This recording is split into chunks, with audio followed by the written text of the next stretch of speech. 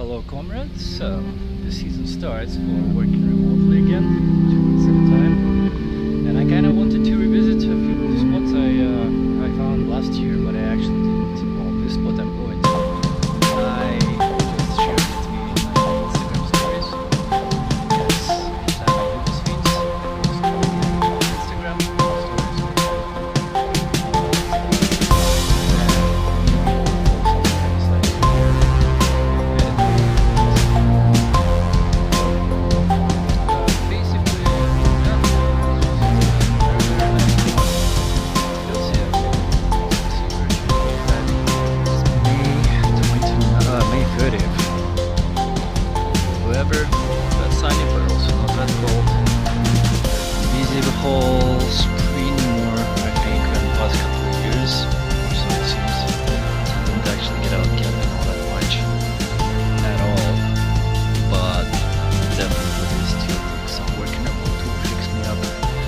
try to get back to music as well.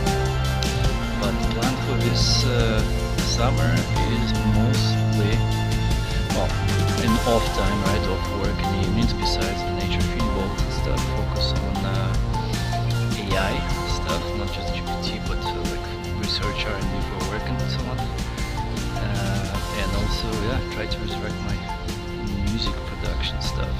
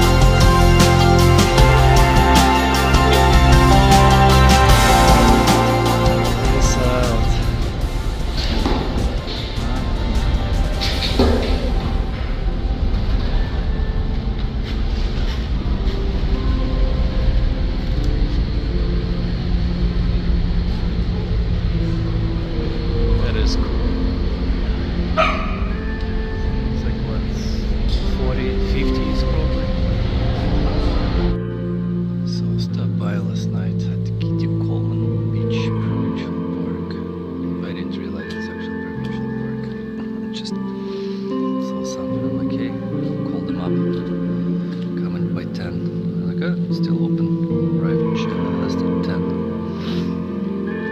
Usually on Vancouver Island when I do transitions like this, I stop at the First Nations campground. It's like $40. This one apparently, well, because I guess it's provincial, $20 only, so it's nothing.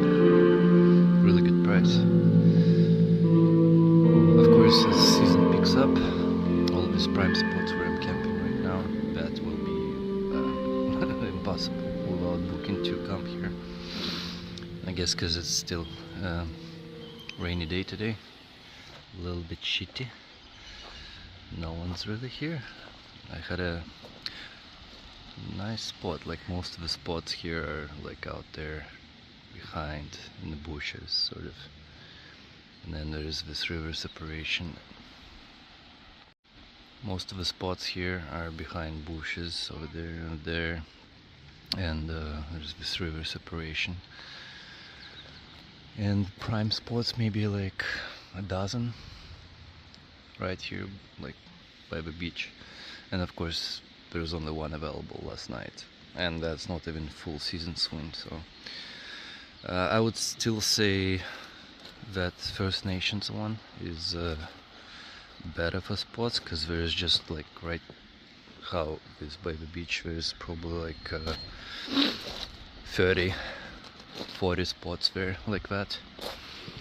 You pay the higher price, but there's more guarantee you're gonna stop by there if you transition from, you know, from south to north end of Vancouver Island, that there's gonna be a spot. But I want to try something different right now, and plus also be closer to Powell River. I need to do some shopping right now. I'm lucking out on low tides. Low tides right now starting today. I think lowest one is 3 o'clock daytime. So tomorrow it's, or 3:30, tomorrow it's 4. So next whole week all the low tides are gonna be coming to my evening when I'm off work. So actually I can enjoy doing some gathering, picking, whatever, right? But the week after probably gonna change, and it's gonna be in the middle of the night lowest tides, and just too late I would be sleeping. So at least I'm lucking out on the first week of just going around, see what I can gather. I like to walk around and gather stuff. Okay, that's a boat launch. Wow. Let's see, crabs here? What's going on here? What's this red? Downside of Vancouver Island on Strait of Georgia side, unless it's a small little bay, and good luck finding one for camping. There's only really few, and even some of them, the beaches like this. Which just means no real climbing, unless what? Unless I would catch this right now at the lowest tide mark. Well, it would be, I guess, 3 o'clock. Maybe walk a little bit further. Maybe some kind of clams. But even if they are, it's really hard between the rocks. So yeah, most are like that. Oysters, of course, need some kind of bay, slow-moving water, and I assume, because of that place I found for sea urchins, that sea urchins like fast-moving water, because there's definitely fast-moving water there. Usually you can kind of tell, even at not lowest tide, if a place is fruitful for kind of gathering of sorts. I don't see a whole lot of clamshells here, like tiny things. This place is not really fruitful for that. But where's my trackie there?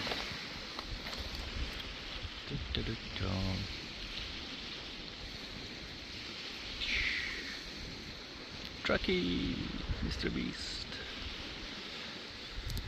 Oh man, but because of all the music, electronics, I was tempted to actually not take it, because I'm not sure realistically how much music production, getting back to it, how much I would actually be doing of that. I kind of, for sure, tomorrow, today, I just want to enjoy nature thing, hop on the boat.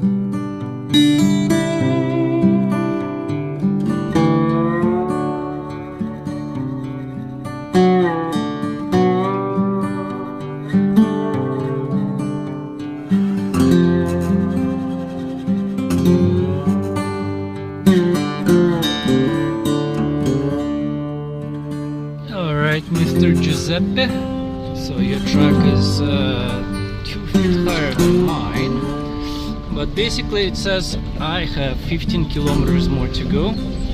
Okay, so it's 8 kilometers still until destination, but it's starting to get a little denser. I do recall. Gotta go slow. I just hope no new trees fall in this year, no more trees that are bendy and kind of curve on top. Even on this path last year, I did have to cut maybe like 3 tiny trees that were just kind of bending over. I think I'm passing the area that I did cut last year. Maybe not, but for example, like this small tree, for me I can squeeze in here between. But adding 2 feet to me, you'll probably scratch roof a little bit, but probably passable. Just a quick stop for a view, a little pit stop. May as well grab a beer now. Oh, there you go, Georgia Strait, or I think it is. No, that's not the lake. Yeah, that's Georgia Strait. I think it's windy down there. Alright, let's continue. Oh, little buddy, you're getting all scratched again. Oh. It's okay. It's okay, Mr. Beast. Soon we'll deploy. You will relax. I will relax. But let's go grab a beer. Right, I remember this area. So this is where it's all collapsy. I'm not sure if this rock was here, big one. I think so, yeah. I may as well talk a little bit about this spot. So last year I only shot videos about this spot on Instagram, right? So they didn't go on YouTube because everything I was shooting on vertical mode, and I didn't intend for this video to go on YouTube, just because I wanted to cut down editing. I'm like, whatever, may as well just do Instagram stories. So I had to come here like after 10 or something. I was or 9. Basically I spent something like at the last bit, like last kilometer or half a kilometer, I spent probably like 3 hours chainsawing something like I don't know, like anywhere from 6 to 8 trees, plus on the way back smaller ones, because yeah, well, I was given this location and the guy here passed in Tacoma, of course, yeah, in a small rig, in a low rig. It's all about height here. It's not a big deal. Well, length, there's a few spots there, but then again, because height. Literally, as I stopped speaking and drove maybe, I don't know, 20 meters further or whatever, 50, I see this. So what does this mean? This means I'm probably the first one here this season. I mean, maybe like a biker could have passed here, but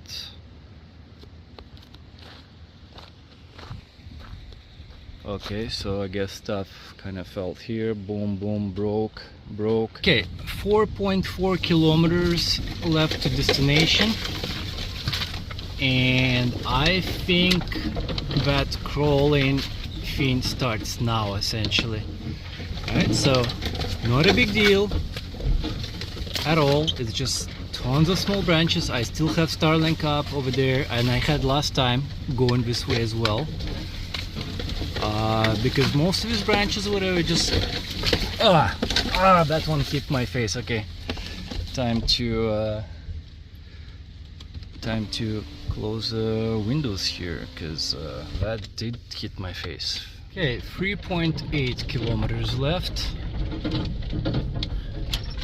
Okay. That side mirror got knocked off a little bit by some bigger branch, but it's just going slow. Okay, so this is the stretch starting from here a little bit down the road.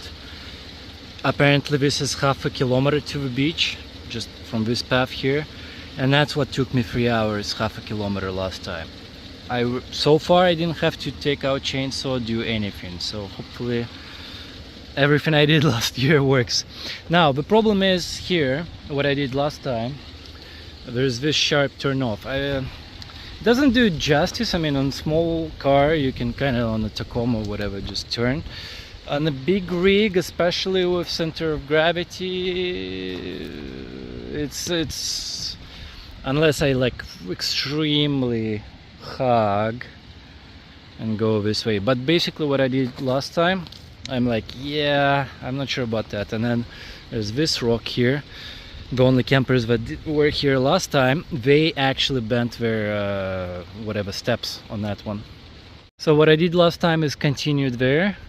It's extremely just like some space before, super low bushes, goes a little bit uphill, and then there's a little bit of a clearing where full-size truck like mine or you, Giuseppe, can do like 10 nudges, like nudge, nudge, nudge, nudge, nudge, because coming from this direction, this is way better angle and you avoid that.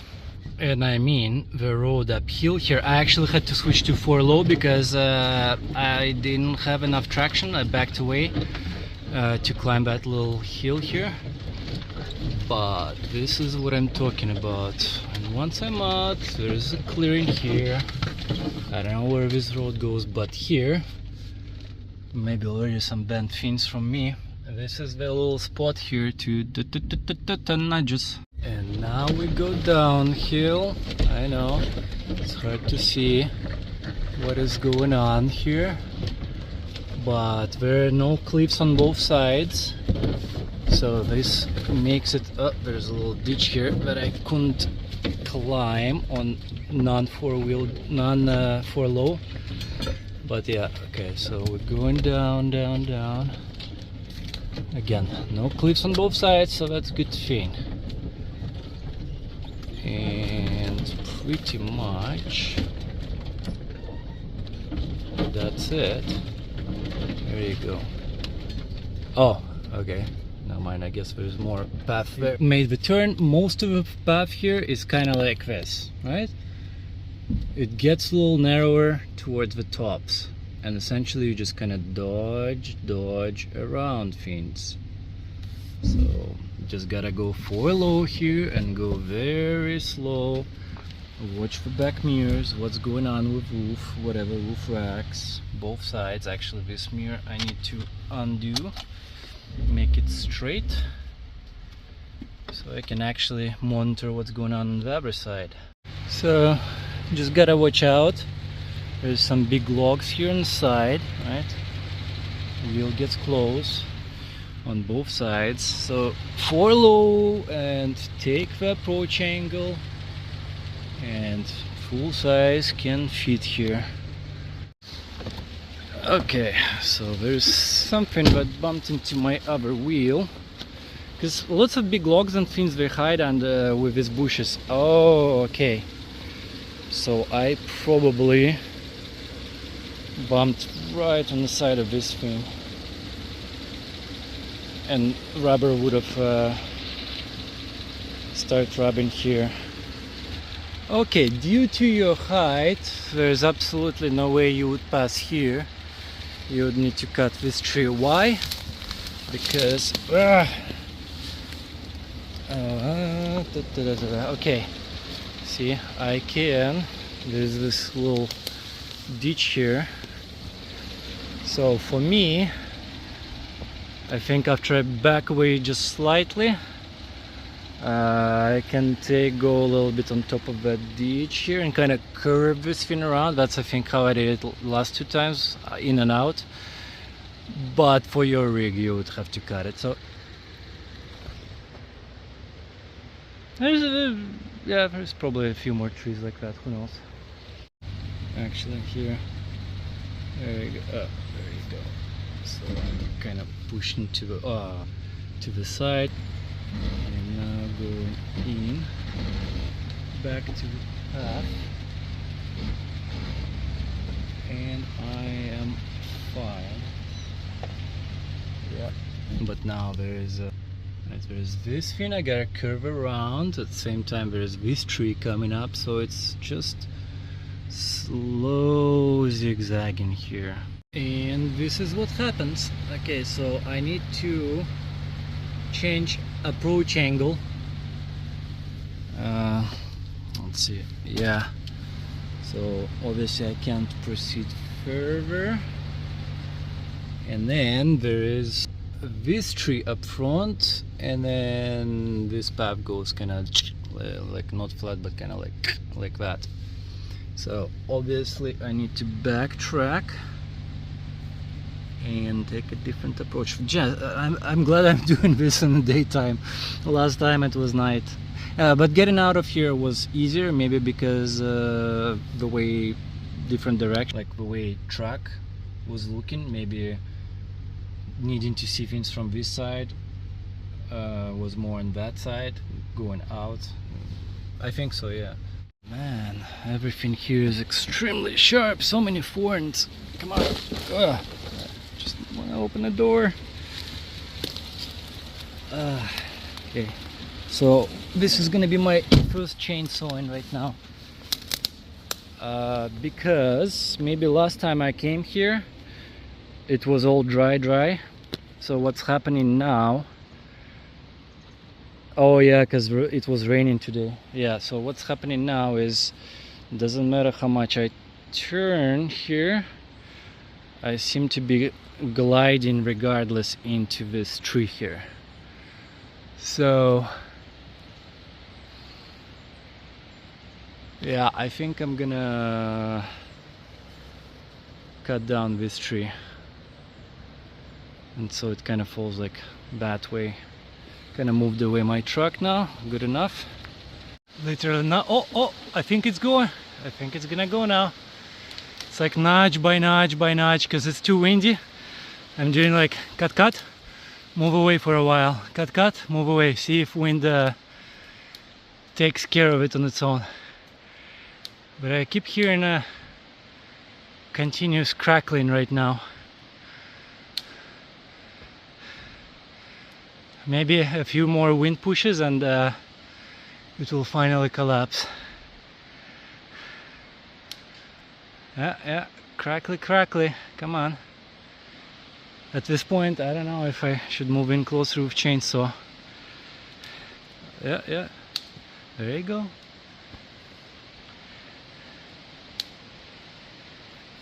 Yeah, come on. So I cut mostly from that side, obviously, where it's leaning, but now I just helped on the other side. Oh, mosquitoes here in the bush, go away. But now I made a few like trims there just to help it. Jesus, mosquitoes in the bush, definitely not by the beach. Okay, so it's crack. It's gonna fall nicely between these trees, not on these trees. Come on. I keep hearing cracks. Just a few wind pushes. Maybe not. So sketchy. I just did another quick little trim. Just quick and like jump away. Come on now. Alright, let's see. It's happening! Yes! Okay, another notch helped it. Okay, perfect fall, exactly how I planned. Perfect. Okay, that took 20 minutes. Just nudge, because it was already tilting so much and winds going. I'm like, I gotta be extra careful. Yeah, okay, all the hard parts are pretty much over. Well, hard parts, it's not even comparable to last year, because I already cut a bunch of shit in here. And only this spot right now is because of a muddy ground. Otherwise I would have squeezed. But yeah, there is like a little creek here to cross, but I'm always there pretty much. So nothing really changed since last year I came here and cut everything so far. Home sweet home. So I had a timer going, and from highway to here it took me 4 hours. Oh wow, this fin is completely destroyed now. At least last year, here, this fin, it was an actual hut. Now it's completely destroyed. This is more ripped. Okay, but yeah, no one's here. Yay! Of course, yeah, I'm first one this season. That log there makes sense. Freedom o'clock. Alright, well, I'm gonna probably grab some beers, slowly start unpacking, maybe a speaker, put speaker on. Alright, I guess I'm gonna just park where I parked last time. Oh, I can't believe it. Home sweet home. And now it's like 7 o'clock already. Yeah, tide is in. Quite windy in here. Anyways, yeah, I'll go park there. There's a river. But essentially, since this thing is getting destroyed here, yeah, that's all firewood for me then. And plus all of this, all of that. Because last time I came here, it was a fire band. Now no fire band, so I have this. Oh, there you go. I like these views over here. They come so close on the way down south. And at night there's like a little light show. I'm gonna have my own light show here. I actually took some stuff and maybe people will see. That's what I mean for the truck here. Crammed. Well, this marks tracks I just put down because I had to get chainsaw roof. State of fins always with branches is like, I gotta clean these fins. The other fin I think I bent a little bit, the other light on this side. Yeah, on a seemed like small branch, but I saw in the mirror it started like bending and I actually had to back away. Okay, but anyways, he's just hovering there. So this time I'm gonna park sideways. I'm still not sure if I'm gonna be sleeping in a new tent or not, probably still in the truck and just keep a second room as a lounge area. But with this wind right now, I don't think I'll be able to set up the tent. It's bulky, it's just gonna be knocked out. So I'm not sure yet. Yeah, oh, but later, like once it gets dark, it tends to come down later in the evening, right? The wind, so that's probably gonna be my time to set it up in the darkness actually. But I'm gonna park sideways here, I guess with a window back pointing this way in case like watch cruise ships, kind of like that, but definitely to block some wind so it doesn't come in right away funneling in. Oh man, finally unpacked. Well, it's kind of windy to set up anything today, so I just unloaded some stuff. Yeah, like the speaker. This thing, oh man, if it rains at any time, storing the Gazelle tent, it doesn't matter if I position that way, it's gonna drip there if in the future, right? Because it's so long. And right now it's poking out, like any kind of rain, this would get wet, right? Because it's like on the other side. Yeah, I'll deal with fishing gear tomorrow. Just extension cord, may as well charge my tablet, charge the phone. Yeah. And the place is ready to... oh, it's actually, I drank coconuts yesterday. But these are young coconuts and I do want them eat as a dessert today, so I'm gonna... oh, actually that reminds me, I need to kind of crack them now before I go into bed, so I have all this meat ready to go and I don't have to deal with it later.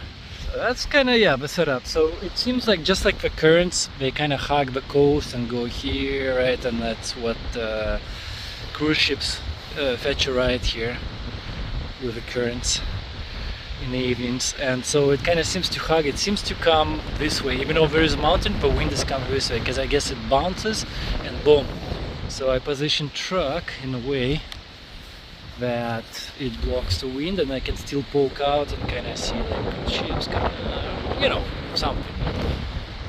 Yeah, let's check it out.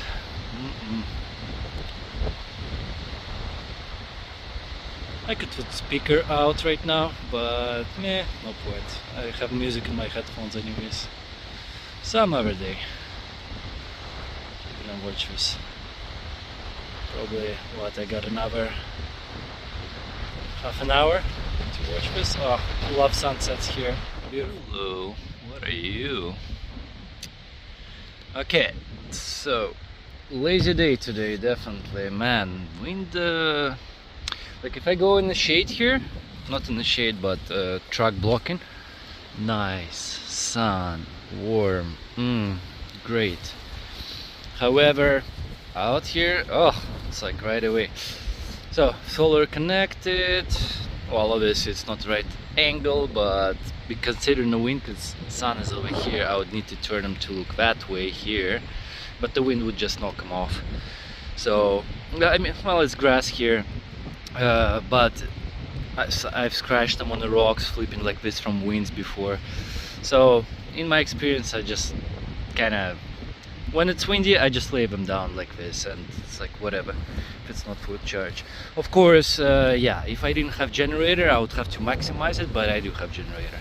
But man, look at my mess here. See, this is the grill I got here for possibly doing sea urchins, or, well, anything really. And it's pole, hammered in, boom, place on top of a fire there. To try. I'm not sure how much it costed. Probably, what was it, like 50, 60, 70, maybe $100. But it seems very sturdy, so it's gonna last. Yeah, this is where I store like carrots and potatoes and stuff. Over here always seems to be good enough. There's like dry air coming out of EcoFlow, so it keeps moisture away. So it's already like noon. Let's grab a cold one, why not? It's deployment day, chill, enjoy. Gonna get to the boat. Cheers. Oh yeah, see, like I keep the door open. When sun not directly shines or whatever, just may as well. It's ventilation for EcoFlow, so in hot days it doesn't overheat. But yeah, for the beach here, it's not much really. There's not much to gather on this beach except sea urchins over there by those rocks. I'm gonna go check them out. I was here in August, maybe very seasonal, I have no idea. If they're not there now, then I failed on this spot, because besides maybe going on a boat fishing, there is really nothing else on this beach other than views. As usual, I'm gonna check the, oh man, so windy here. I'm gonna check the pools here. 1, 2, 3, that's my routine. There's like a little bit of a sandy patch over there, so I'm gonna go there, check out. Last time I got a few tiny sea urchins there, and after I do a cycle there, I'm gonna go check out the sea urchin stuff. I may grab the mask, because sometimes it may be hard to see from the top, from outside of the water. I may grab a mask to just kind of put my head in, just to see what's going on underwater. It's wind right now. I would hop on the boat, it's okay, right? But if I had to row like before, there is no way I would go in the water right now, because besides wind blowing this way, there is also strong current of Georgia Strait going by those rocks, like very strong current.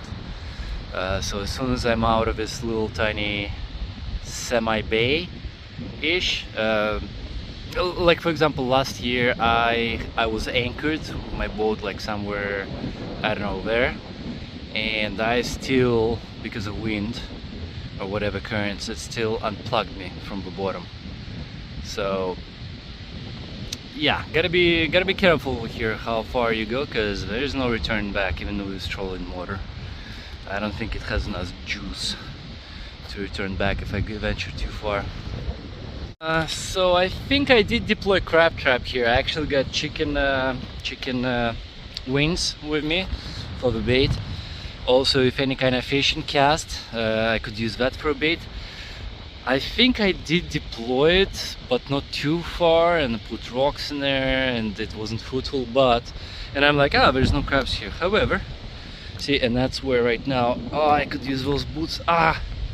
There's a red rock crab over there. I'm not sure if it's alive or dead or what's going on, but this tells me there is hope here. And then again, it's beginning of season. Maybe crabs are in season more like right now, passing by Georgia Strait here. So I'll definitely be deploying a crab trap later today. Okie dokes, I'm on these rocks. So I'm gonna check. Oh, I see sea urchins right there already without mask. Yeah, a few red spots. So red sea urchins considered actually the most prized, the sweetest, whatever. And this place here is red sea urchins, because there's sometimes purple ones, there's black, there's green. This place is red. Okay, so it's lowest tide, actually it's peak, so it's 1 o'clock right now, and it's supposed to be 1 o'clock low tide. In fact, when I scrolled on the beach there, it was an hour ago, it wasn't even lowest, but I couldn't find anything. But that's the place I would go for possibly cast, because there's sandy beach, maybe like flounders and whatever. I tried fishing off here last time. I didn't really have any, like just casting there, but we'll see.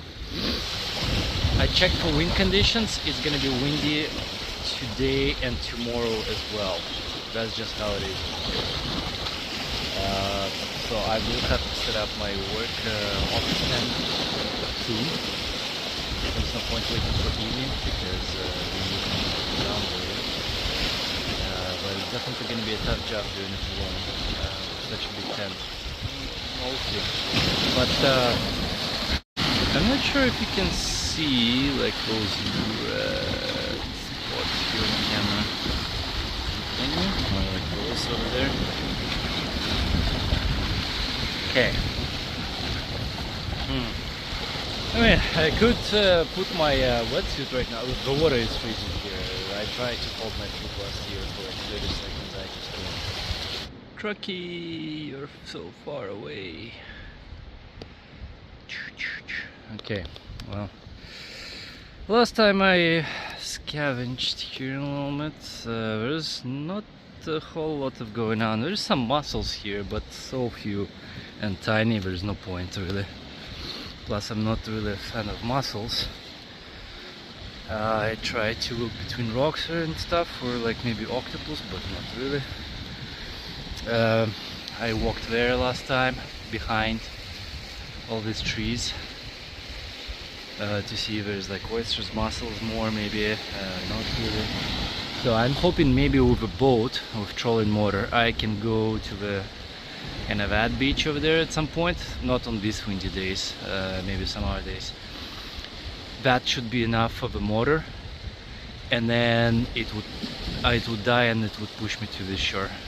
Okay? And very big ones here too. Okay, now I know. So it's this.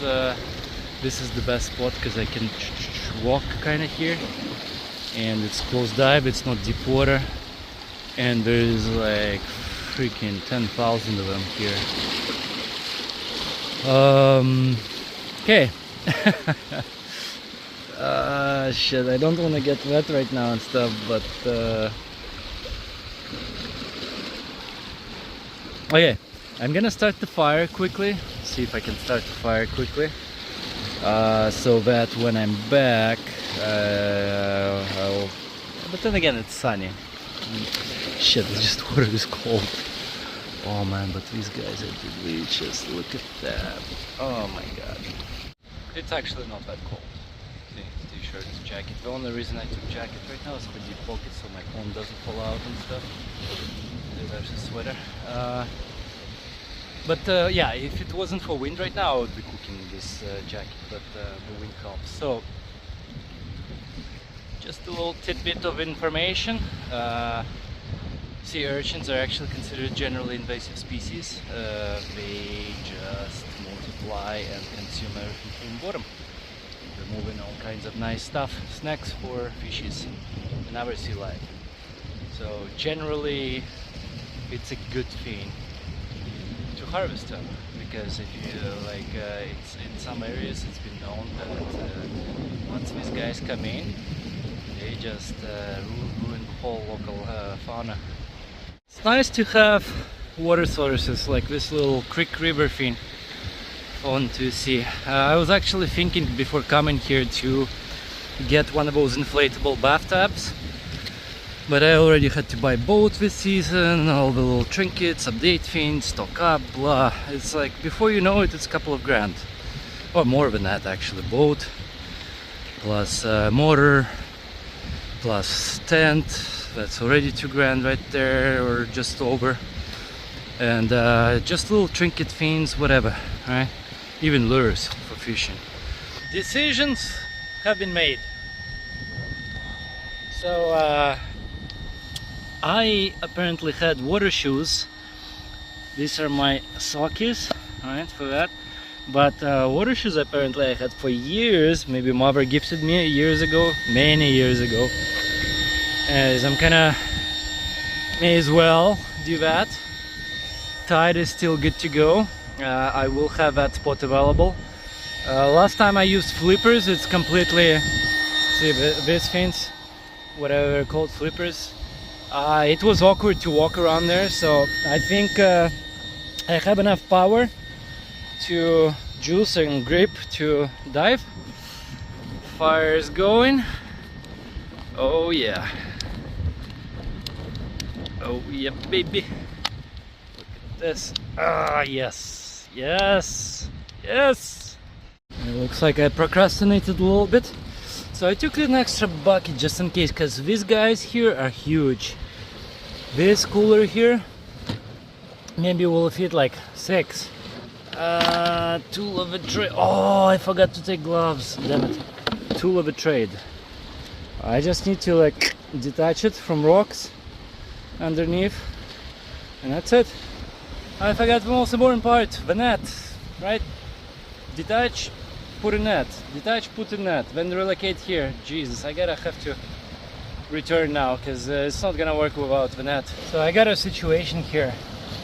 My bum hole is exposed, and I know what you're thinking right now, like, what WTF, what is he talking about?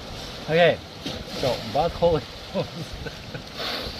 Basically this wetsuit, it seems it's a little tight for me this year.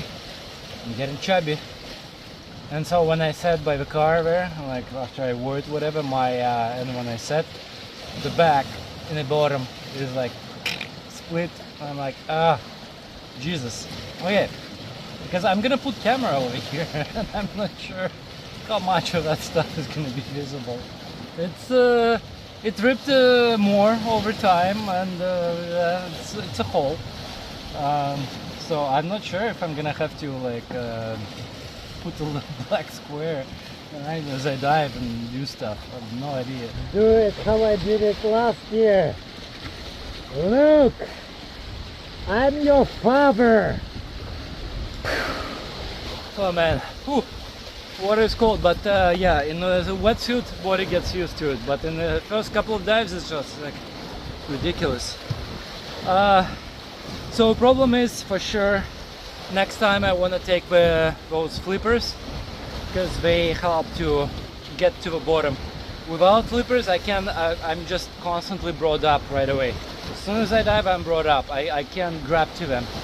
But also, I came here about an hour late. If I came at full tide, low tide, or like an hour and a half now ago, job would have been easier. But now, anyways, so here is the summary.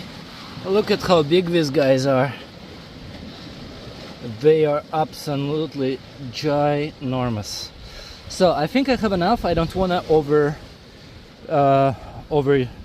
fish them, whatever, over harvest, because I don't think I'll eat more than this anyways, and I got plenty of food on board. This is more like a recreational activity, snack, unique thing. But I would say, so, right, like this big guy here, come on.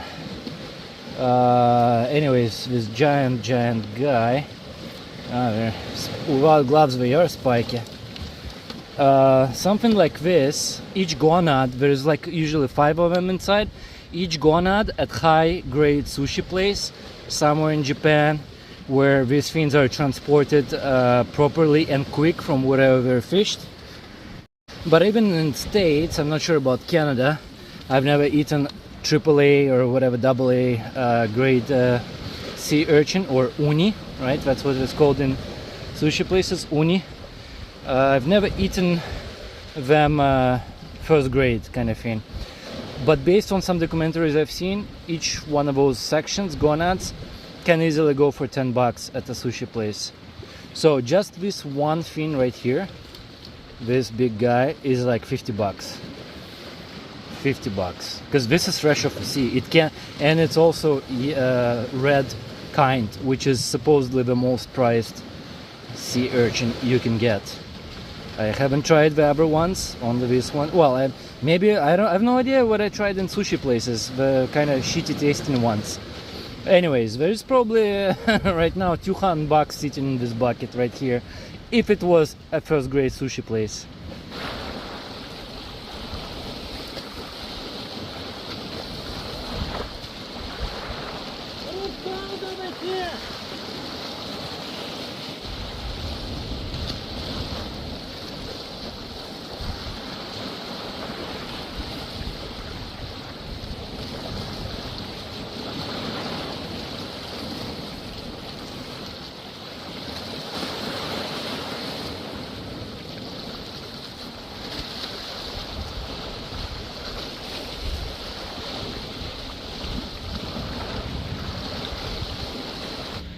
Oh, I wish I could enjoy this sunset.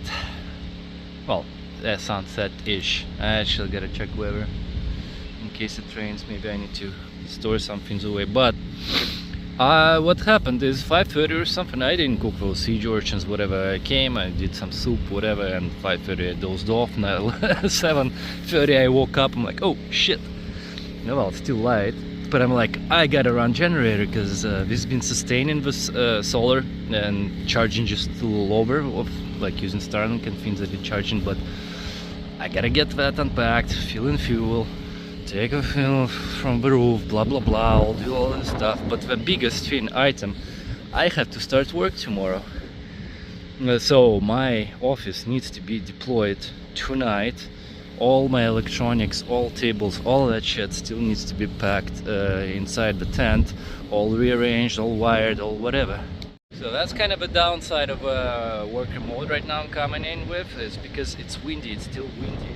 I'm not sure how to do this giant tent. Right? It's giant. So I'm kind of thinking maybe like position it first. Kind of lay down on the ground, hopefully it doesn't fly away right now, and then pin 2 angles, what's facing the wind, and then just kind of unfold. It will try to fly, but hopefully pins hold it, and kind of sort of position it with pins quickly, with that drill pins here and there, and slowly kind of, and repin everything, tension everything, and just kind of go like that. And then yeah, fire went out in the time I was sleeping. But yeah, I can see why someone positioned the fin here, because whenever winds get here, right, so this blocks it from being extinguished too fast. But man, with these winds, this wood is, the wood I've been carrying from there, it's burning through quick.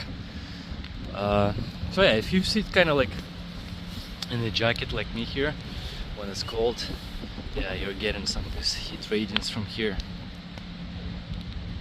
That kind of works. Alright, I'll have a smoky here, and I gotta get on that thing. Welcome to my new mobile office. It's awesome. I'm gonna show you. Oh, I gotta just finish that setup. I'm gonna come here, be by the fire in a bit, but let's check this out. Look at this, the octopus The octopus of wires everywhere. So the cool thing about Gazelle, right? You can, because the floor is detachable, you can stick the wire anywhere essentially under and zip tie. And then if we go inside, all ready for the morning work. Ta-da! So I'm not gonna close 2 rooms. I'm just gonna keep them separate like this. I can do my little light show, whatever the hell. And storage space. I'm like, why do I need to store stuff under the car like I typically do, or even this box, front seat, or chainsaw? It's like I have a whole second room here, pretty much. Hey, go away, light. Okay, yeah, all set up. Just needed to make sure everything's connected. Test wires, blah blah blah. Gonna shut it off now. And it's my whole setup here. Yeah, mess of wires. Yeah, see, wire coming in from there. Oh, I love it. I love the space, the second room thing. It's a working day. So when I woke up today, I noticed this pillar here on the outside was snapped. It was a windy evening, and then this whole roof collapsed. It like popped back in with sticks sticking out, kind of thing. Popped it back up. So must have been extreme winds. So what I'm gonna do is put more tie downs on the outside. Like this whole wind face inside is already tied down, but I need a couple more so it doesn't happen again. I guess when it gets funneled under this, but yeah, see, because of that, not opening these windows for like a little bit of a nature view. Just like stuff behind me here, pretty much. Because wind blowing, I don't know, I don't want it right now. Just fine, whatever. So there you go, my little work setup.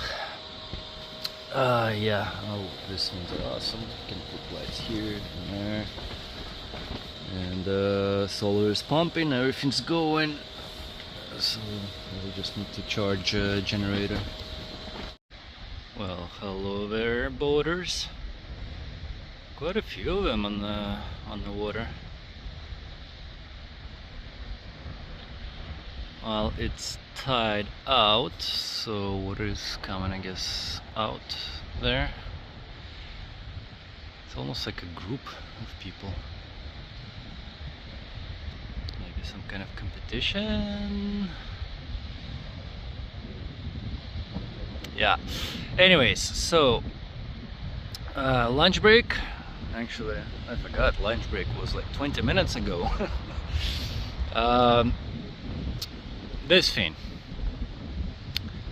Well, the thing I saw in the morning spooked me a little bit, right? A little bit of detachments with the net, so I tied some more fins inside there, some ropes, blah blah blah. Yeah, I'll tie down these fins as well to the ground, because basically what happened on this side, I don't know how, but this construction here, this whole thing, right, so the roof collapsed and that released tension, and these fins flipped facing upside down, going like this, right, so wind completely can get in. Surprised they didn't snap or break anything. So for sure I need to tie down these corners here. The thing is, whatever they included, these little fins, ropes, they're short, like that's it.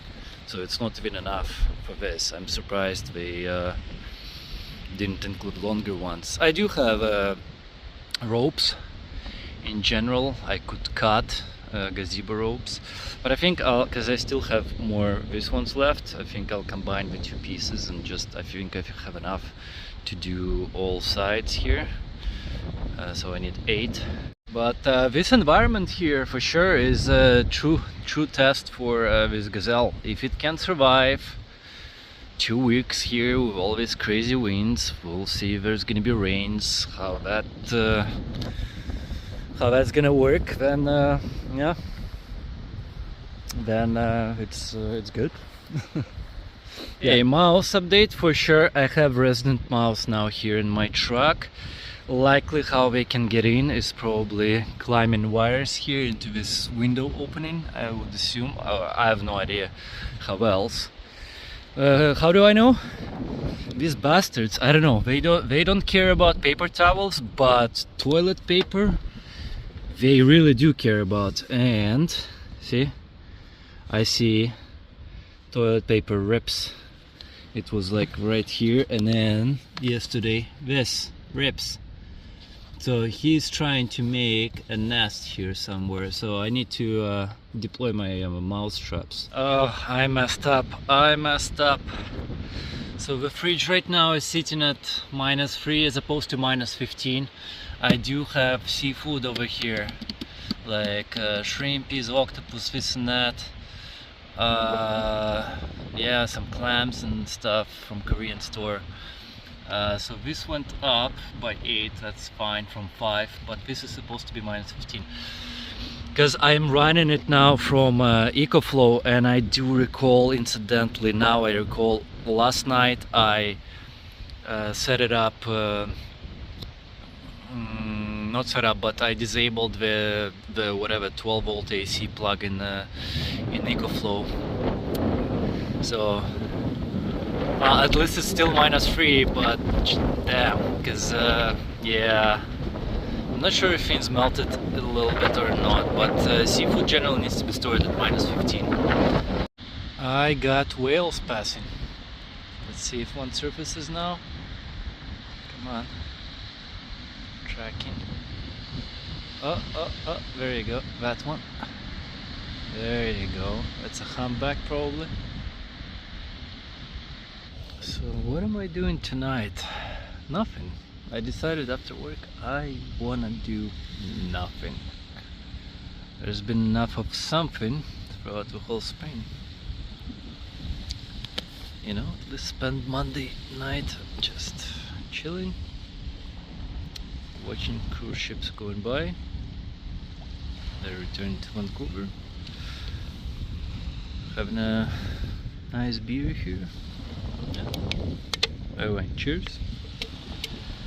Yeah, just spend the time chilling.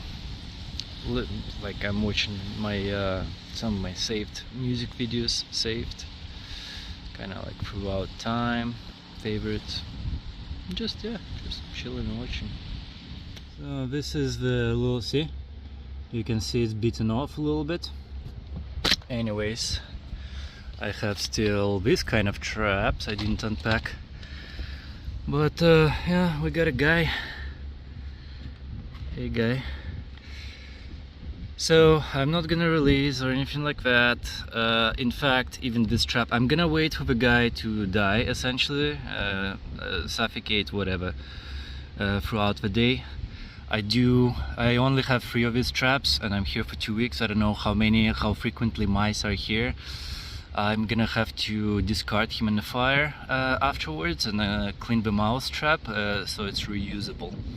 I'm not just gonna throw it out with him like this. Sorry guy, but you're done. Okay, let's see if I have more guests here. Oh shit, and I do. Look at this. In here I have a second guy. Sorry, you're gonna be gone too. Okay, so poop on top. I guess he smelled the thing and like, how do I get in, and eventually get in and done. Okay, sorry guy, but I'm gonna deal with all this stuff in the evening. By that time they'll probably die. So they did knock off this. Look at this. So they started creating a nest here somewhere. All this, and that's why I deployed 2 traps here. See, new. Oh, and poop and stuff. So they definitely been going around here. That's why I'm like, okay, let's deploy some traps here. So 2 of them done. Cool. This trap is open. I'm gonna keep it like this. So while I work right now, I need to run a generator. I'm sitting at 20% on EcoFlow. Just run it for a couple of hours because I didn't run it enough last night. But yeah, so that's good. Traps are working. I love these kind of traps. I'm not sure if I'm going to deploy with sticky ones, because sticky is definitely, you use it once, that's it, it's gone. I may deploy a couple of them by the food, which is on the other side. But that is good. So two guys. So I will need to make fire in the evening for sure, just so I can dispose of that. And yeah, there's definitely gonna be some cleaning session of traps and reuse them. Alright, lunchtime, so I picked some wood for fire tomorrow, just off a beach. That's kind of nice. So today is the opposite of past couple of days. I'm actually having to open up all the windows I can here, just for ventilation. It's starting to get a little hot inside without all this cold wind blowing from north. Right, I had to, just now I'm realizing, like, okay, you know what, it's getting a little stuffy in here. And actually it's kind of cool, this pod has like extra door as well, which I should, when not in use, close. Come on, close. There you go. Yeah, so it's interesting how it changed. Now I actually do want more, a little bit of that breeze coming in, a little bit more. Okay, so this is the fin. Just hammered it in, right? And you can kind of move fins away from fire if needed. It's very cool. Had to use a WD-40 to slide that fin in. So yeah, as you can see, corn, it was sitting in one of my boxes. I saw it's like chewed up in places. I'm like, okay, discard. Shit, goddamn mice. Well, most of my good stuff is in the fridge anyways. Watermelon they're not gonna touch. Well, they did like those carrots. I'll see potatoes. Carrots can just cut off away piece, obviously wash them. But yeah, once I renew, I'm almost tempted to check, like put maybe like a tape in here, maybe climb by wire, put tape in here and see. So what's the update for today? I'm trying not to shoot too many videos when there is not much action. Just finished work, pop a little beer, have a ciggy. So it's promising to be a nice sunset today. I'll try to enjoy that. However, it is a little windy, it's a little cold. As you can see, it's a little cold. And something I managed to squeeze in today, because I've been here for what, like 4 days already or something. At lowest tide at 4 o'clock I went in and put a crab trap over there. I put rocks inside, enough for the trap to open when I need to come in. Hopefully there is some crabs tomorrow for me to check out at low tide. But low tides are no longer lowest, even when they're lowest. It's rising. Chances are, come weekend, so tomorrow is already what? Gonna be Thursday. In order for me, the whole sea urchin stuff, right? Like that's why I'm here. So, but now levels at lowest tides are higher. I'm not even sure if I can easily at lowest tide reach that. I'm not sure. But any kind of this sea urchin shenanigans, I'm probably at this point gonna live to weekend or Friday or whatever. Like Friday probably gonna be around 6, maybe low tide. Because weekend will allow me to actually deal with stuff, prep them right away and all that good stuff. Still deciding, yeah, it's what to do tonight. It's definitely gonna be a nice sunset, so maybe go do a little bit of sets mixing, right? I still have to do 10 more DJ sets from that Pandora's Box series of 27 sets of, you know, a little bit of dancing music, but some of it non-dancing music, like orchestral mixing stuff and blah blah blah, right? Like epic music, all that, all sorts of different genres. Definitely some not danceable, but like just continuous thing. So maybe continue that, and in a bit maybe enjoy the sunset, or vice versa, enjoy the sunset as it starts getting colder later. go back and continue working on sets. Yeah, because I can't just sit here, drink beers and do nothing. Or maybe actually, once the tide is a little bit more in, do some casting. The boat is still untouched because it's been windy and cold, shitty evenings so far, and I just don't feel like, it's like whatever, I just wanna crawl in. Like last night I spent probably 2 hours watching YouTubes, making a dinner. At least I don't have to make dinner tonight, so it's already good. Some eggs baked and blah blah blah, soup is done. So just something it's like easy chill eating. In order, because like if I don't eat the soup today, again, it's gonna spoil, right? I didn't keep it in the fridge, it's just been sitting all day. But it hasn't been sunny day, so it's fine. Nothing would have spoiled by right now. Yeah, I don't know. I think mostly it's gonna be this weekend fishing and doing stuff, pretty much. And next weekend I'm gonna leave.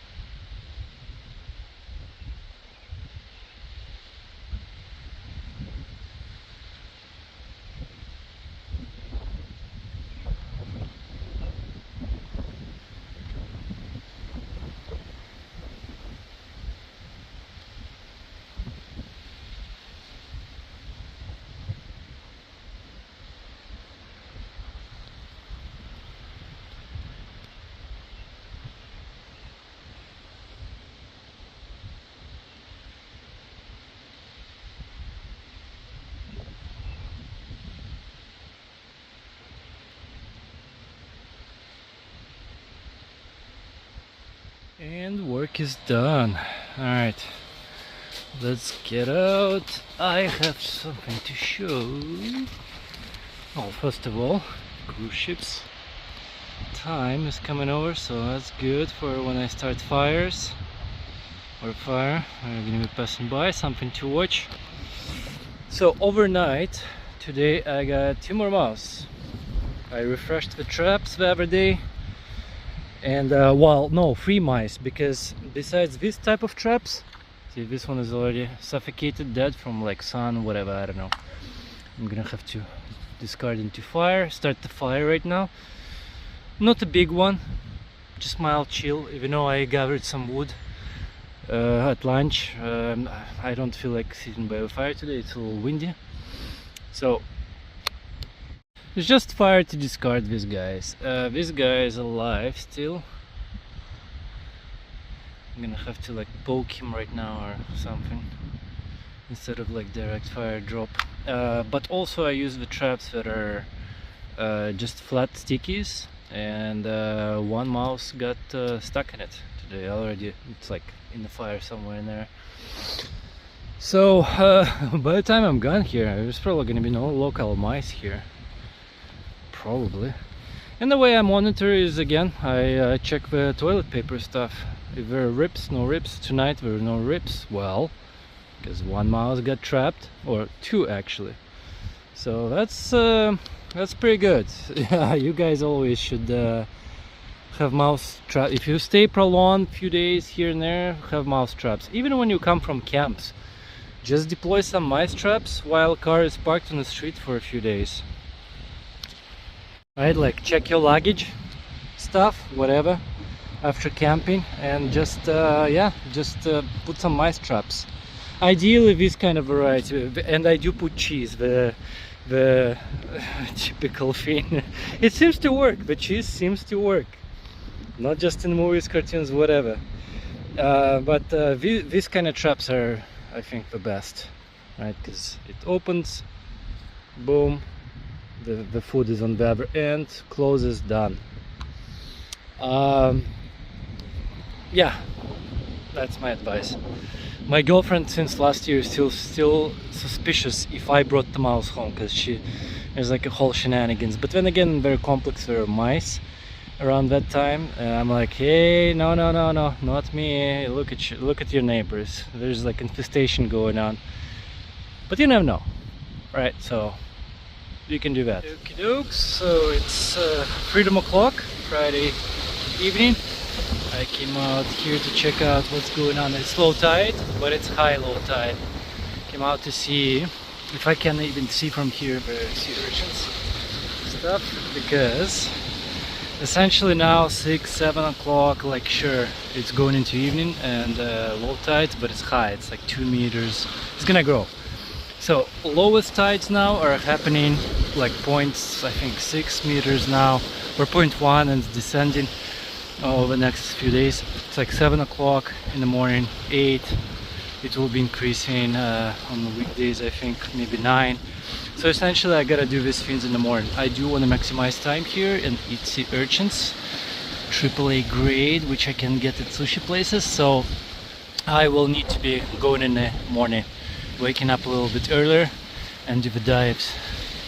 So yeah, I'm at the peak of low tide right now evening, but this whole area here up to here, to these rocks, all of that at low tide, it's all completely dry ground. And I can't even cross the river here easily like I do at low tide. I have to go all the way over there before I can cross in my high boots here. Lazy morning. So I did get up at 7, which is the low tide right now. Dressed up. Well, this is not 7, this is 8:30 now. But yeah, coffee, early morning call to girlfriend. So now checked crab trap, nothing in the crab trap, but there's like 3 small red rock crabs in that pool. Maybe one of those days I'll deploy crab trap like over there somewhere. I don't know. So started the fire for when I come back to dry up. It's a little windy, but it's not as cold as in the evening. So tide is now, well, today is supposed to be 1 meter, and throughout the whole week it's gonna be going down to 0.5 meter. I'm not gonna bother shooting video of that. I already showed it the previous weekend, how I dive and do stuff, so just don't want to deal with camera and do also like edits from one video. Man, what is with all these scratches? Where is it coming from? Weird. Anyways, well, I completely failed this attempt. Yeah, so fins are drying. Basically I came about 1 hour late, so diving for them is just I'm being floated back up. I'm not able to reach them, and I can't use flippers because they don't fit with the sockies, only these water shoes. I mean, that could have helped, but still it's like 1 meter difference and that's it. Procrastinated today, too long, all this girlfriend call, this net, start fire, blah blah blah. It's finally that fishing day.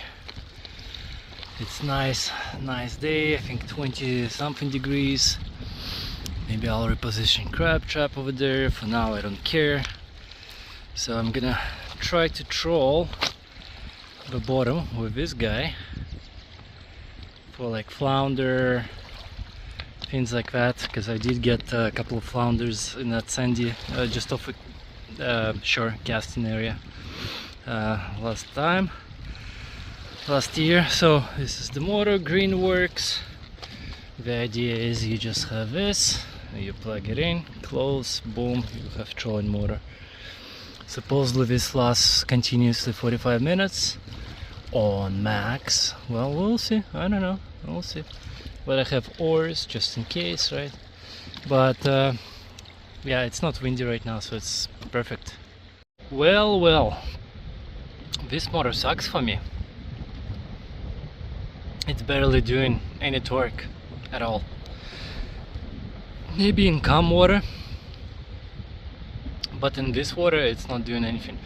But it's just an Intex boat. Like, this whole motor even has a mount for this thing. I had to row in here to this, like I don't know if you can see, it's like a sandy area over here. I want to do a little bit of casting, but now that I'm anchored, and not floating away anywhere. Come on. Cheers, guys and girls and whoever. Oh, it's still nice and cold. Yes. Cheers. Cheers, my little buddy.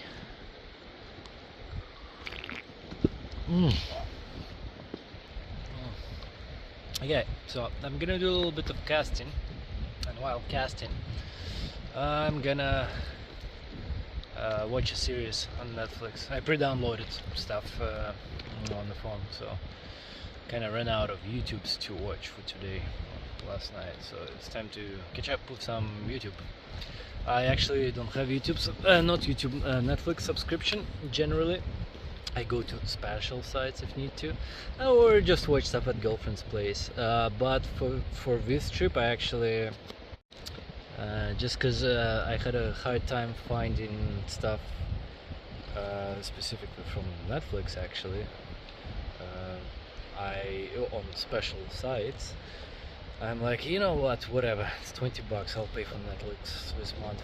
It's just I tend to not have these things, not even because of money, but because if you have it, you tend to watch a bunch of that stuff. If it's a little bit harder to access something to watch, like the special sites, where actually I'm gonna watch probably tomorrow the Murder Bot, which is Apple Plus. I never had Apple Plus, but whatever. But it takes a while to find stuff, links and so on, and ads and blah. Yeah, I tend to watch like more educational stuff on YouTube here and there most of the time, and not have the subscriptions. Returned, and I also wanted to like, hey, let's check out instruction for this, and maybe I did something wrong, and I think I did. So there is like a pin I didn't put, but according to instruction you're supposed to, and I did have it in the car. I'm like, oh, what is this for? Maybe like spare part, something. So chances are once I install it now, I'll get my torque back. The issue, see, is this section here for this little pin. That's why it's spinning through. So you're supposed to let's see, I'm just gonna align it so it's horizontal.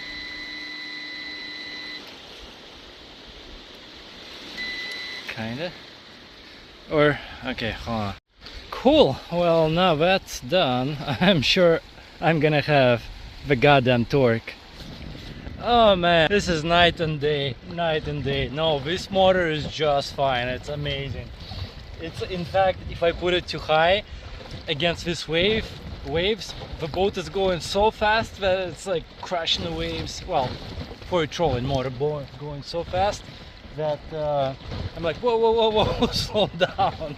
Because technically, yeah, sitting back here with this motor, I'm kind of heavy in the back, like the nose is raised, which is actually good against these waves. But man, it's good. I love it now. Now that I did the right thing, I love it. Yeah, buddy. Yeah, buddy.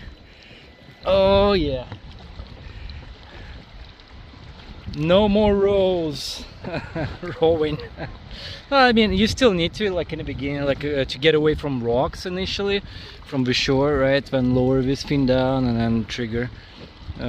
So there's still a bit of rowing to do, but yes. Oh, what a quality of life. And this is with wind and waves. I can only imagine at Clam Lake, like I'm going 25 right now, not even 100. So at like 10 on normal lake, easy trolling, 2 hours. People say this battery here, 5 plus, for like an hour and a half if it's at low, and if it's at high, 45 minutes. So yeah, without wind, lots of juice. Love this motor here. Absolutely love it. So there's still 3 bars out of 4. I've been trolling kind of here with fishing rod, going like really out of 100, 25% maybe, and it's enough with these waves to just keep on cruising. And so convenient, batteries in here. There's like a shitty latch shitty latch here, it actually broke off for me. So this it's essentially to kind of insulate this area, like this design, but whatever the latch was is piece of shit. But a little bit of Gorilla Tape squeeze in so water doesn't get in, but I don't know, water doesn't get in. But this thing is amazing. 3 bars. I could like cruise over there, go against currents, come back, like there's enough juice. Probably what I want to do is I still have, let's see, yeah, I still have 3 bars at lower speeds. I want to see how far I can go over there, because return back wind is really picking up now, the whole evening wind, but the waves don't seem to be too big, so I'll try and squeeze as much juice as I can, explore like the shoreline over there behind where I've never been, and see how much juice I have left for returning back. Not lucking out on fishing with a live bait. Some kind of writing, I don't know what it says there. Again, this used to be some kind of a camp forestry thing. Alright, we arrived at some kind of a mini secluded little bay thing. Well, not really a bay thing. So at 100% I have 1 bar left here, but at 50% it still shows 2 bars. Considering the way back is gonna be with the wind, I'll have enough juice to return. And that's how far the truck is. Yeah, you can definitely, oops, can definitely see it from a distance that someone's camping in this little bay. And the juice cut off. So how far I am from the car? Pretty close. The camera is actually showing it further than it actually is. Oh, this is more like how close I am. But I've used up this today, trolling around back and forth around here all the time. Right, like just constantly. To the rocks, then here, to the rocks, then here, you know, doing a little trolling, doing stuff here, going all the way there. So this Greenworks 55 pound 40 volt trolling motor, I approve for what it is, without dealing with all the wires and shit. This is pretty good. If it was a lake and none of this crazy wind, yep. Alright, that's quite a bit of a walk. So I was sitting somewhere at around like 60% when I left on the EcoFlow charge, but I shut down Starlink. Basically I shut down AC, period, not just Starlink, just AC, right? Because AC consumes by default on all these power stations something like 30 watts. That big inverter is just not displaying that it consumes it, but it is. So, and now it's sitting at 100%. I'm actually charging already the battery for this guy in the tent. Restart fire. I feel like putting something on my grill here and actually grilling something. Cruise ship going by, but oh yeah, beautiful sunset for sure. So I have chicken by the fire, kind of melting from freezer. What I'm gonna do is I have 2 giant potatoes like this. I'm carving out. I'm gonna dice some chicken in here, some onions, green onion, parsley inside the fridge, cheese, garlic butter. I have another one, a few capers maybe, I'm not sure. Dice cabbage here from the leftover soup thing, probably gonna be enough for next week's soup. Just dice a little bit. Then also this nori tamago furikake, as well as a little bit of that crab spice. Nice sunset. I'm running late on cooking this stuff. Flip it, blip, close, squeeze, tin foil, put on that thing. Cheers, amigos. Cheers. Oh, yeah. Here you go. Time to dive for some sea urchins. It's morning Sunday. Low tide is low. Well, a little bit of procrastination, I think. Actually, maybe not. I think I'm at the peak almost. Well, it was half an hour ago. But I totally wore my wetsuit correctly today. It's in reverse. Oh man, but whatever. I think inner outer side is same shit. It's so tight and awkward to do it. I'm just probably, yeah, I'm just gonna wear it reversed. Nah, actually I'm gonna change it because the zipper is poking here. It's too in the neck. Have to change. Check this out. Alright. This is the size of this thing. I have maybe 4 giant ones like this. So I gathered 11 in total. Whew. Oh man, it's gonna be a feast. Alright, I'll rest by the fire for a little while. I need to dry up all that. Plus it's kinda exhausting. So I already slacked on, like tide started rising up. I already slacked a little bit. So also the other Sunday when I picked, I obviously picked the closest, the easiest ones to the surface. It takes effort to dive and stay afloat. All I can do each dive grab is maybe like 2 max. Well, in rare case 3. Right, because as soon as you grab, you keep being floated up right away, and it's like, oh, one more, and yeah, I'm exhausted. It's also in that spot, waves kind of, just current kind of tends to suck you out a little bit, and with these shoes, without flippers, I can barely swim in there. Whenever it sucks me out, I grab by the rock with the claw fin, and it's like, oh, pull back. Whew. We are ready to cut. So what I've done is I trimmed all the spikes with scissors, and this is actually supposedly the best method of cleaning them, and that's what I'm going to do. I'm going to take away caps with scissors. Then for all the rinsing, this is that shower head.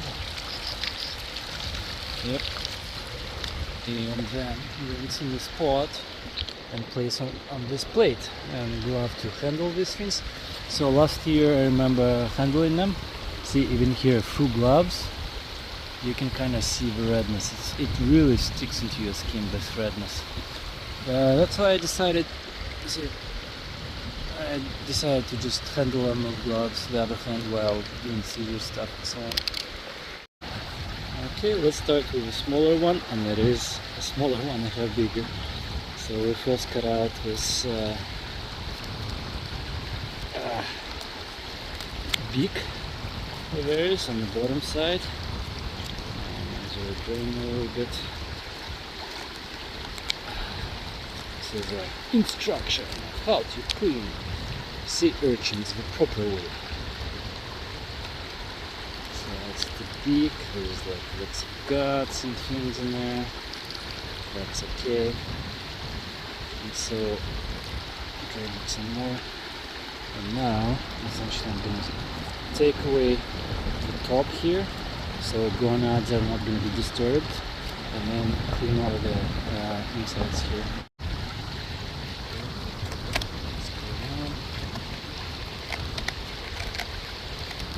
Yeah, I think what I saw, the scissors method is probably the best of cleaning them, retaining undestroyed gonads.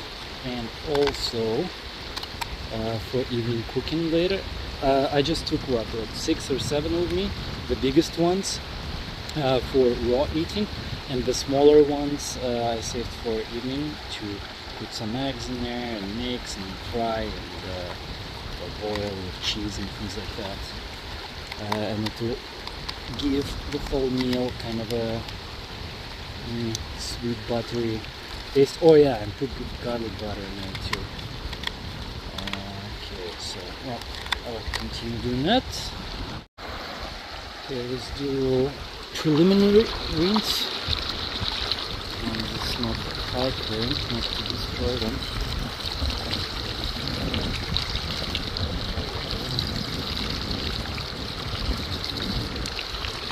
A little bit more.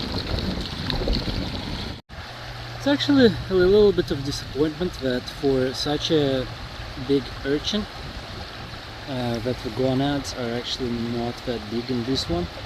So right, I'm looking forward to this yellow roe. But I forgot the best tool that I saw in the video. I'm gonna go see if I have that thing. This is what I came here there for, to the car.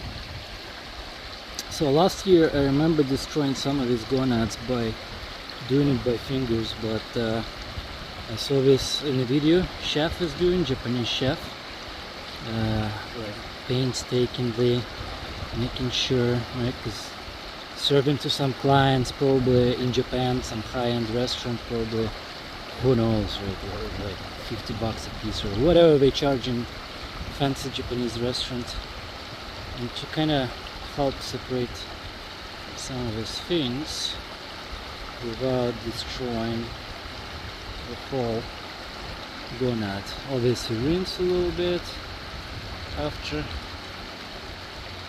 Yeah. Again, each one of these pieces here, fresh. Let's say like 12 bucks, 12 bucks, 12 bucks, 12 bucks, or whatever, 14. Now, considering how these are not that big, maybe. Then again, fresh from the sea. And okay, let's do it in fingers. See this white thing, and here, supposedly, when it goes white like this, essentially this is like sperm. This is the best tasting in season. You can find them.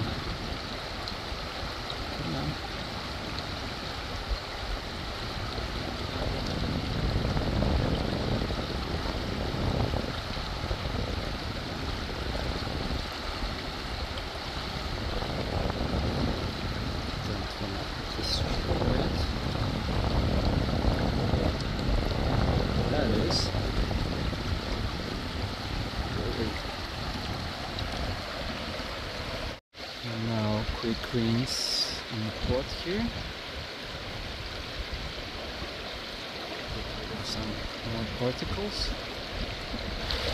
Try to move one hand here. Yeah.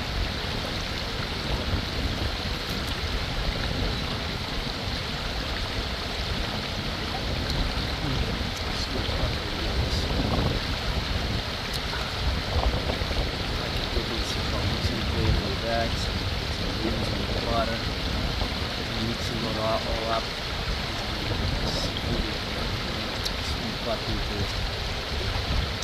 Okay, I'm gonna proceed doing some more. So this is 3 already. One I had to discard, the gonads were brown. So these are like reddish. Sometimes they're yellow, it depends on what they feed. The coloration changes, depends on the environment. Because sometimes you would see bright uni in sushi places. Oh, they taste like shit. But anyways, so this one is from the third one I just cleaned, and this one is bigger, but it's also a bit more brownish. So let's see.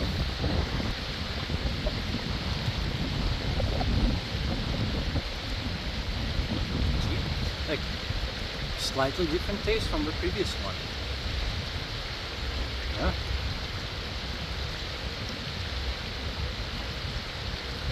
Oh, I like this one more actually. Yeah, very sweet. Okay, so it seems like 4 more to go to clean. It can go. I want to take it actually to the car and dip into some crab soy sauce and maybe like try a couple pieces together with wasabi dip, like just tiny bit, right, not to spoil taste. And cooking inside shells, I don't know, cleaning those guts, every little piece, it takes a while, like hand by hand. I don't know how people do it in the videos, just kind of gutting them quickly, throwing some eggs in the shell, well, rinsing, blah blah, but there's still a little bit of guts left. You really need to kind of like separate that stuff. So I don't think I'll do that straight up. I think in the evening I will clean them like I'm doing right now, but then dump it into a shelf together with eggs and fins, kind of stir it up, and then over grill let it kind of cook. Back in truck. Actually have to hide here. Oh, starting to get red face here in the sun. It's probably deteriorated from the mask. But yeah, it's kind of very windy all of a sudden past half an hour. So definitely not gonna do any boating today. But I had to throw out three sea urchins because the colors were like super dark, and I don't know, they were very almost black, very suspicious. And the ones that I had to throw out are actually the biggest ones, you know, the size of my hand.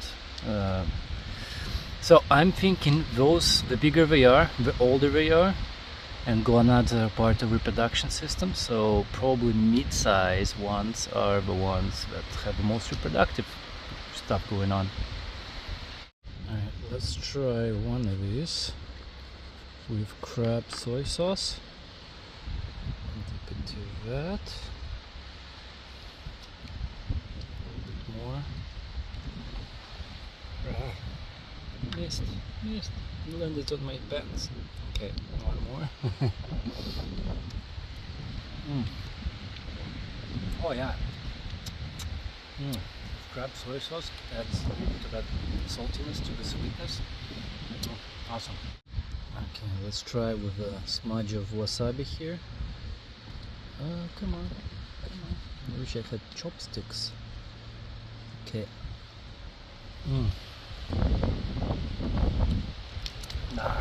I mean, wasabi is great to eat between different sushis and stuff to kind of separate the taste, reset taste.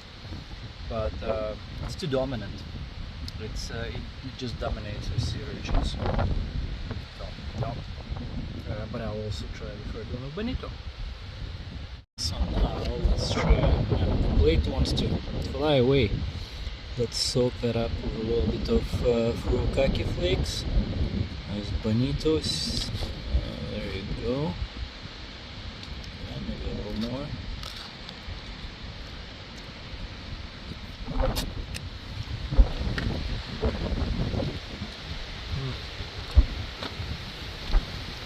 Damn, the wind almost flying away.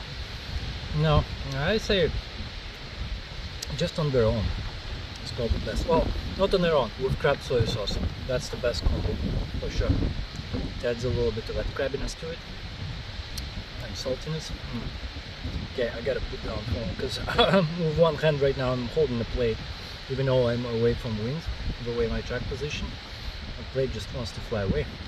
What a nice sunset to conclude. Fruitful day today. Just wish I could have used boat today, but the winds were extreme. Like really extreme.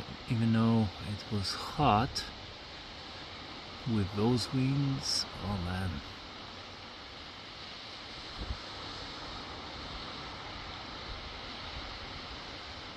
Man, I love this spot, but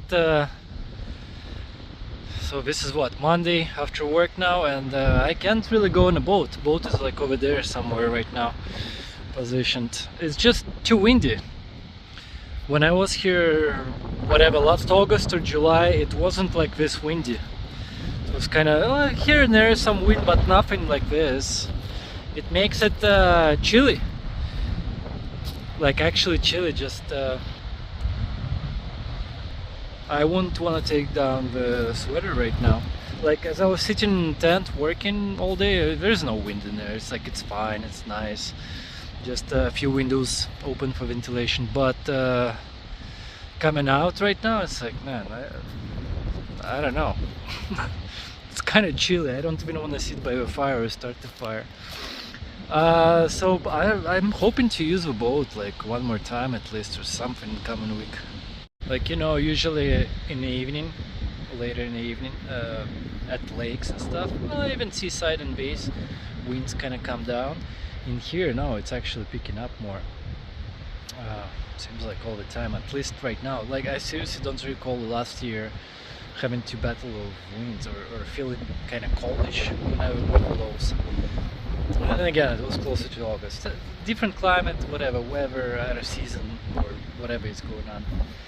So, yeah, besides the urchins, even though I love the scenery here and chill, and like, no one came so far. It's been 2 weekends now. The weekend I arrived, this past full weekend I've been able to enjoy the place. No one came by. No one at all. I'm just completely alone here. And chances are, when I'm gonna be leaving Saturday kind of morning next the coming weekend, there's probably gonna be no one still. But for like fishing, boat recreational activities, gathering something off the seashore, this place sucks. Well, I kind of knew it, but I was just kind of like, okay, sea urchin stuff. And I'm actually like hiding from wind here. But yeah, so that's gonna be my last point here of doing anything sea urchins. I mean, I could do them every day, but it's just cold water. I'm not even in the wetsuit and diving, dealing with that every morning. It's just not something I want to do. Like, sure, eat a couple of times, great, but yeah, like when I come back to Vancouver, the next trip, wherever it be, I'm not sure yet if it's gonna be seaside again, or maybe go to Rocky Mountains. There's a spot I have there on Kinbasket Lake that's supposedly vast and so on, and before maybe fire ban season begins and fires, maybe go there and do like another trip or something seaside closer to August. Yeah, I just pulled the crab trap today. No point having it there while it was like low tide. Yeah, nothing absolutely. But yeah, so another thing is, I can't fly the goddamn drone. I wanted to capture, like make like a little reel drone shot, but whatever that opportunity that was not windy, I slacked or used boat.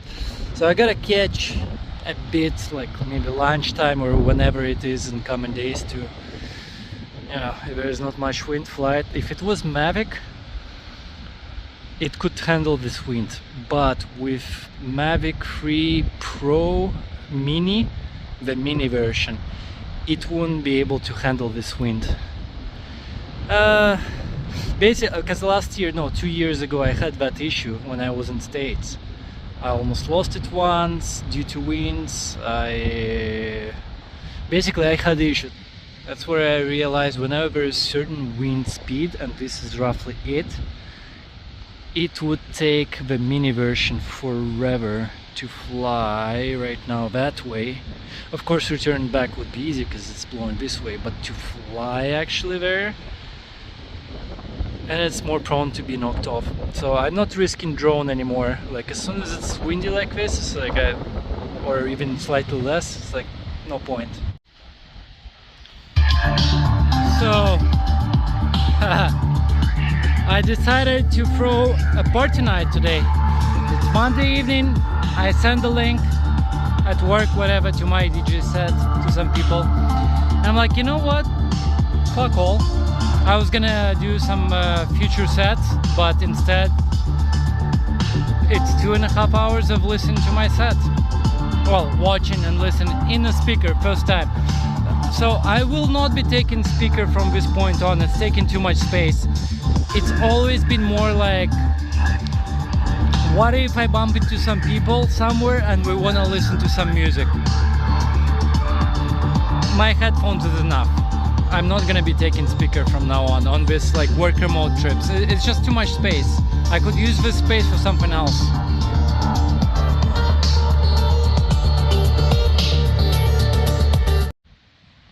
But yeah, so here's the link to this set. If you like the tune, it's a good journey.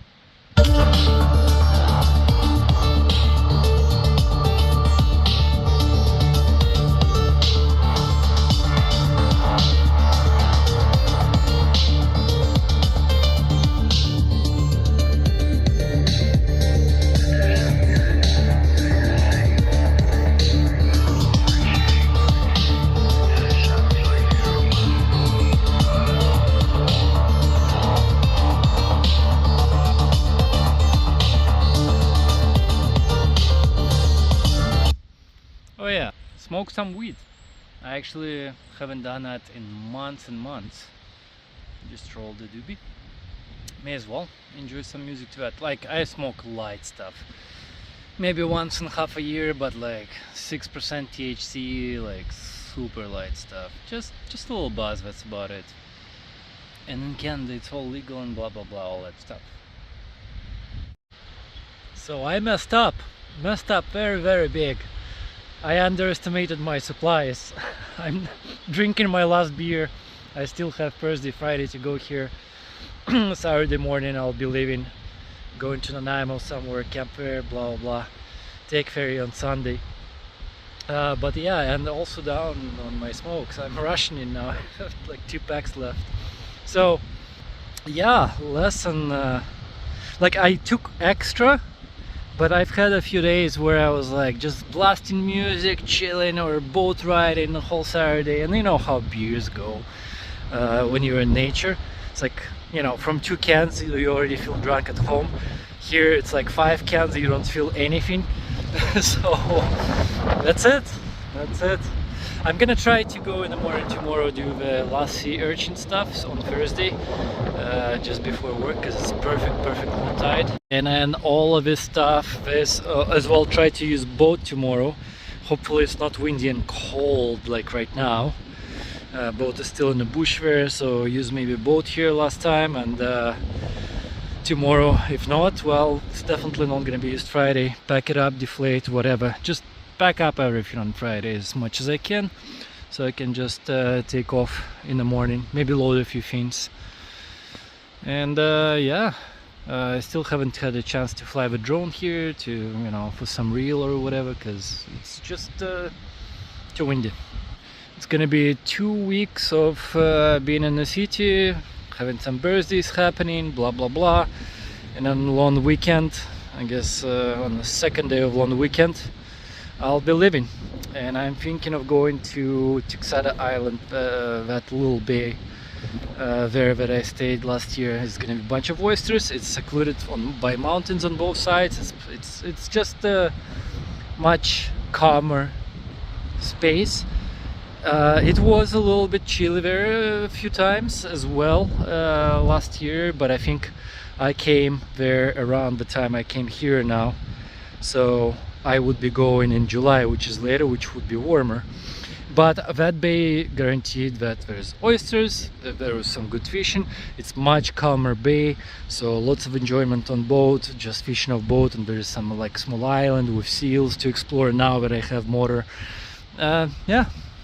So I got finally a little bit of inspiration for tonight, continuing my epic sets as part of Pandora's box 27 sets that I abandoned a couple months ago.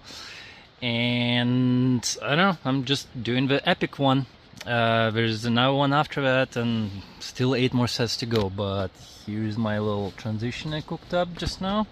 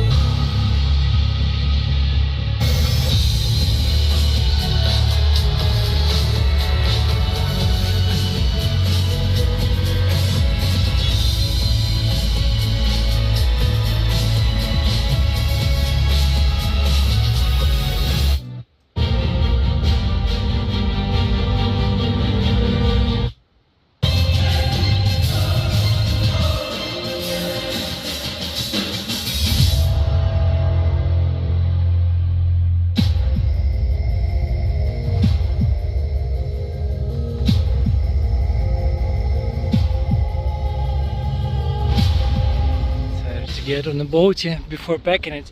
So I'm taking day off tomorrow, Friday, since I'm running out of the supplies here. Kind of like, you know what, take a day off, leave on Friday. So sometime just before noon I'm gonna be, well, packing right now some more tent. Not sure if I'm gonna pack tonight or just leave it for the morning. Get to closer to Nanaimo, camp out at some official campground site somewhere. And yeah, so tomorrow and then the whole Saturday and then Sunday I have ferry ride to Civilization. Ooh, actually I need to turn around a little bit. Yeah, that's it. I'm done with this place. It's been a little bit too windy and cold here, and even now I'm wearing like double pants and jacket, the whole shebang, because it is chilly. But I'm getting my last boat ride. It's back to going through this stuff. But I'm out from the slow hard part. Man, and while I was getting out of the car to see where I'm going in a few places, or not to get over stumps and things, I guess I disturbed some plants, but just sneezing, like I had to take an allergy pill right now, just like extreme reaction on something, no idea what it is. Still my nose and throat all tingly, but it's getting better. The pill is starting to work, I think. But man, I hate this part. Just want to get to normal FSR, have normal speed, stop scratching my car and all that stuff. Alright, after a few resupply runs, gassing up, blah, this is home sweet home for tonight. And then yeah, I'll spend here whole day tomorrow and overnight, and midday on Sunday is my ferry. I like this campground. I wanted to try a new one, but decided not to. But finally I managed to take a spot closest to that pool to explore. Usually I've always been kind of like somewhere here. So just less walk towards all these interesting pools over there. I remember like could gather some crabs in there and stuff. This is how packed my work remote trips are. If I take music stuff and so on, well, now a boat motor. Fresh supply of beers. I did stop by at Oyster Farm, purchased 2 dozen of like this size oysters, so I'll be eating that tomorrow. Cheers. I'm gonna drink beer, and while it's low tide, I'm not sure if it's coming or going. Ooh, very...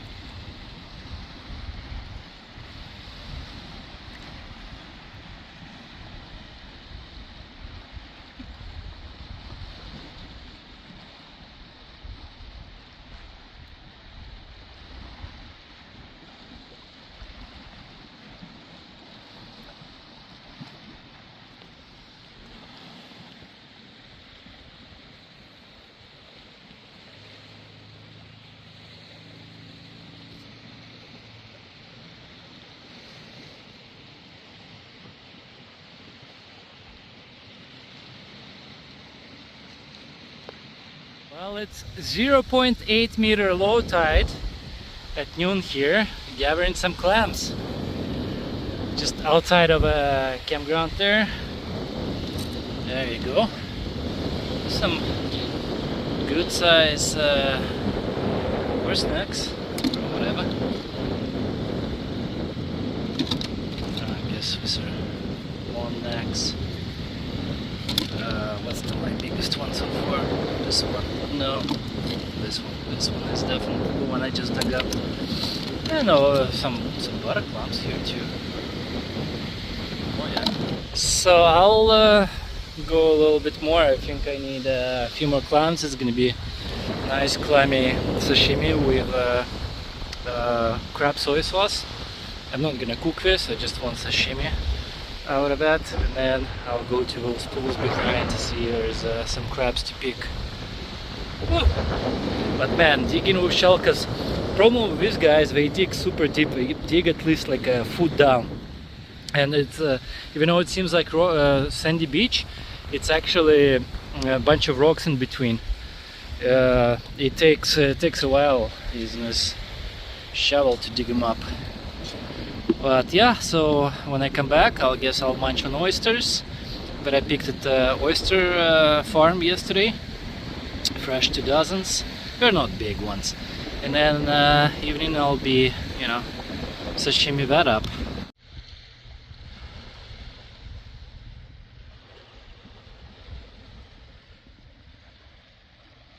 I still gotta clean them up. There's gonna be full-on sashimi night. Well, technically these shrimps are cooked from store. I'm just gonna fold them up right here. These are surf clams from freezer. I'm just trying to empty my freezer from anything, and then the fresh ones caught. But I'm heating up water right now because, like, cleaning up some of this bits here, this black fins, to separate them like this, as well as this outer thick trunk stuff. It's really hard with a knife. The recommendation is put them in warm water for like a minute or something like this, and then it peels off much quicker. Well, this is it. End of the video. So in 2 weeks, end of June, beginning of July, that weekend I'll be leaving on a work remote trip again. 2 weeks. Could be seaside or it could be lakeside. I'm not sure. Haven't decided yet.